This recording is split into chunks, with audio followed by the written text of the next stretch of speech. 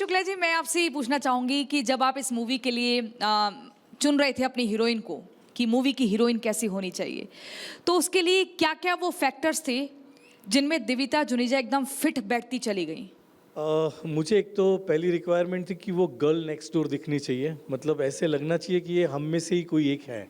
तो जब मैं फिल्म लिख रहा था, उस वक्त मैं सोच रहा था कि इसमें कोई नया किरदार ही होगा, कोई नई हीरोइन ही होगी फिल्म में। और मैंने दिविता को एक फंक्शन में देखा और मैंने उनको पूछा कि आप फिल्मों में एक्टिंग करना चाहेंगी, एंड शी सेड यस। मैंने थिएटर किया हुआ है। तो दूसरे दिन मैंने जब उनको ऑफिस में बुलाया तो एकदम सादे सिंपल कपड़ों में आई, मेकअप भी बहुत कम था, तो एकदम जो मुझे जो कैरेक्टर चाहिए था वैसा ही वो दिख रहा था। Then I ask her to perform few scenes, बहुत इम्प्रोवाइज करने के लिए बोला। मैंने सिर्फ सिचुएशन दी थी कि ये सिचुएशन है, आप परफॉर्म करो। And she really I mean work hard. आधा घंटा दिया था, आधे घंटे में वो मैजिक उसने क्रिएट किया। सो आई सेड यस, मुझे मेरी हीर मिल गई। दिविता जुनेजा से हीर वालिया में कन्वर्ट होने में टाइम नहीं लगा। ठीक है, दिविता, मैं ये पूछना चाहूँगी आपसे, इस मूवी में बहुत ही दिग्गज और भी बड़े कलाकार हैं, जिसमें आशुतोष राणा हैं, गुलशन ग्रोवर हैं, संजय मिश्रा हैं। तो इन सब के साथ काम करते वक्त क्या लग रहा था? आप लीड एक्ट्रेस हैं और ये बाकी सब आपके सपोर्टिंग एक्टर्स हैं, तो उसमें आपने उनके साथ क्या सीखा और क्या कभी लगा कि वो डोमिनेट कर रहे हैं, वो कह रहे हैं अरे नहीं नहीं आइयो अभी, आप ज़्यादा बोलने की ज़रूरत नहीं है, जो हम बता रहे हैं वो करो, ऐसा कुछ हुआ? नहीं, ऐसा एक्चुअली सच में बिल्कुल भी नहीं हुआ, बल्कि उमेश सर से लेकर आशुतोष सर, गुलशन सर, संजय सर, इन सब ने मुझे एज़ अ डॉटर ट्रीट किया। और जब सेट पर आपको इतना प्यार दिया जाता है तो मुश्किल से मुश्किल सीन इतना आसान लगता है, बिकॉज़ मुझे हमेशा ऐसा लग रहा था कि सब मुझे कुछ सिखा रहे हैं। एंड इतने लेजेंडरी एक्टर्स जब आपके सामने होते हैं तो आप हर रोज़, हर एक सेकंड, हर एक सीन में कुछ नया सीखते हैं। And they all are a school of learnings, a school of experiences, and everyone genuinely supported me a lot। और मैं नर्वस भी काफ़ी थी फर्स्ट टाइम, फर्स्ट डे पे जितने भी हमारे सीन शूट थे, जब स्पेशली आशुतोष सर के साथ। उनका वो जो डिसिप्लिन है और जो उनका पेशेंस है, आई थिंक उसने मुझे इतना ज़्यादा मोटिवेट किया और इंस्पायर किया to become a better actor. And by becoming a better actor I feel I have also become a better person। वाह, वेरी नाइस। हमने प्रोमो में देखा था कि आप हॉर्स राइडिंग भी कर रही हैं, तो वो आपने अलग से सीखी थी या पहले से ही आती थी? नहीं, एक्चुअली हॉर्स राइडिंग इस मूवी की डिमांड थी, क्योंकि हीर एक हॉर्स राइडर है। और मैंने 4 to 5 मंथ्स ट्रेनिंग की right before the film shoot.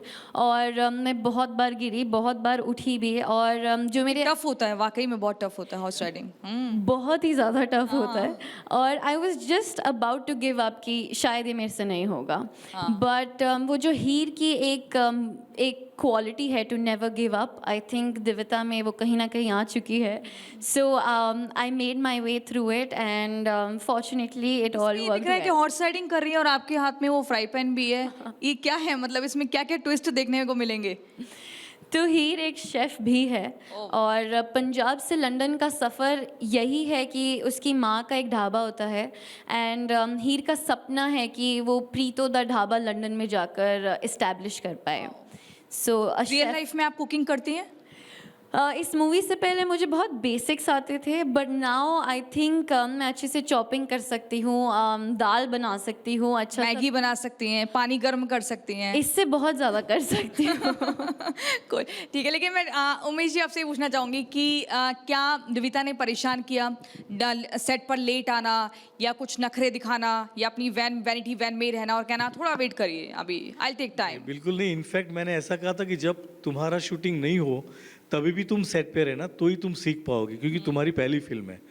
और मतलब as an assistant director also she help me, मतलब जब उसका शॉट नहीं होता था तब भी वो सेट पे रहती थी। सो शी अंडरस्टैंड्स कि बाकी का शूटिंग भी कैसे हो रहा है। जैसे कोई भी शूटिंग या कोई भी चीज़ होती है वो एक नाव की तरह होती है कि लहरें कहीं से भी आए, so you have to be prepare. तो मैंने जो उनको प्रिपेयर किया था उसमें यही चीज़ें सिखाई थी कि अगर आपका शूटिंग ना भी हो आप सेट पे रहना। वाह, तो कभी डांट नहीं पड़ी दिविता? नहीं, कभी भी नहीं। हमेशा सीखा और सर ने हमेशा सिखाया। और डायलॉग डिलीवरी में एग्जैक्ट डायलॉग डिलीवरी करनी है, उसको सीखने में, उसको कन्वे करने में कितना वक्त लगा? तो एक सर की ये क्वालिटी है कि जो डायलॉग लिखा है उसको एग्जैक्टली नहीं बोलना, उसको समझना है और एक अपना टच डालना है, हीर का टच डालना है। तो थोड़ा सा पंजाबी स्लैंग में प्रॉब्लम आई, बट डायलॉग डिलीवरी में कभी हीर एक्सप्रेस का दिविता आप सिर्फ एक उस ट्रेन का डिब्बा नहीं है बल्कि इंजन है। बहुत ही शिद्दत से आपने उस किरदार को निभाया है कि वो प्रोमो में दिखता है। अब ये सब कुछ क्या है उसके अंदर वो तो 12 सितंबर को पता लगेगा। लेकिन क्या कुछ और अलग देखने को मिलेगा? उसका कोई ऐसा डायलॉग जो यहाँ पर आप डिलीवर करना चाहें, या कोई ऐसी ऐसी बात जो सबको मजबूर कर दे कि भाई 12 सितंबर को हमको जाना ही जाना है देखने के लिए? तो मेरा एक डायलॉग है फिल्म में जो मैं आशुतोष सर के साथ सामने बोलती हूँ, दैट इज़ मन के हारे हार है और मन के जीते जीत।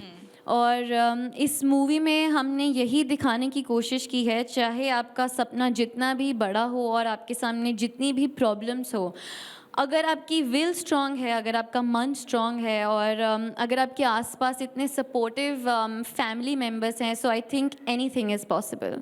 वाह, वेरी नाइस। और मुझे लगता है कि आज की पीढ़ी को ना मोटिवेशन की बहुत ज़्यादा ज़रूरत है। सोशल मीडिया पर भी देखेंगे तो कई सारे मोटिवेशनल वीडियोस ही आते हैं। अच्छा, मुझे आप ये बताइए उमेश शुक्ला जी, जब आप इस पूरी मूवी की प्लॉटिंग कर रहे थे, आपने सोचा कि इतने किरदार होने चाहिए, तो उसमें सबसे टफ टास्क क्या रहा चुनने में या उस चीज़ को प्रिपेयर करने में? सबसे ज़्यादा टास्क तो हीर के कैरेक्टर को ही कास्ट करना था, क्योंकि वही जिसके शोल्डर पर, जिसके कंधे पर पूरी फिल्म है। हाँ, तो वो कैरेक्टर ढूंढने में ही थोड़ा ये था। बाकी जितने भी एक्टर्स हैं वो हमारे दोस्त हैं और उनकी अवेलेबिलिटी के हिसाब से हमने सारी कास्टिंग की। इसमें एक दूसरा इनके सामने जो लड़का है प्रीत कामानी, वो भी एक सरप्राइज पैकेट है, लोगों को देखना मिलेगा। जैसे उनकी भी लव स्टोरी जो है वो बहुत प्यारी सी बाहर निकल कर आई है, तो वो भी देखने मिलेगी। तो ये आज की युवा लड़कियों को कैसे कनेक्ट कर रही है? वो ऐसे करेगी क्योंकि आजकल जो लोग जेंजी कहते हैं कि ये ऐसा है, पर एक्चुअली मैं ऐसा मानता हूँ कि जेंजी हुआ जो भी वो आए तो हमसे ही है, जीन्स तो हमारे ही हैं, तो कहीं ना कहीं एक आपका कनेक्शन तो है ही। हमें उनको समझना है और और उनको हमें समझना है। वो अगर जो बीच का जो फासला है वो हमें कम करना है, वो अगर हो जाता है तो कोई जेंजी वेंजी ऐसा बोलने के लिए होता है, वरना सब ठीक होते हैं।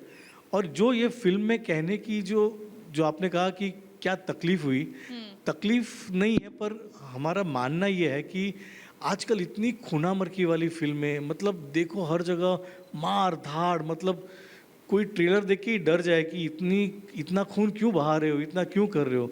ऐसे वक्त में एक साफ सुथरी पारिवारिक फिल्म लेकर आना एक बहुत बड़ी चैलेंज हमारे लिए लगा कि ऑडियंस एक, जैसे 102 नॉट आउट मेरी फिल्म थी, उसमें 3 पीढ़ी के लोग एक साथ थिएटर में आते थे। तो वही एक कोशिश है हमारी कि 3 जनरेशन एक साथ ये फिल्म देखने आए और एंजॉय करें।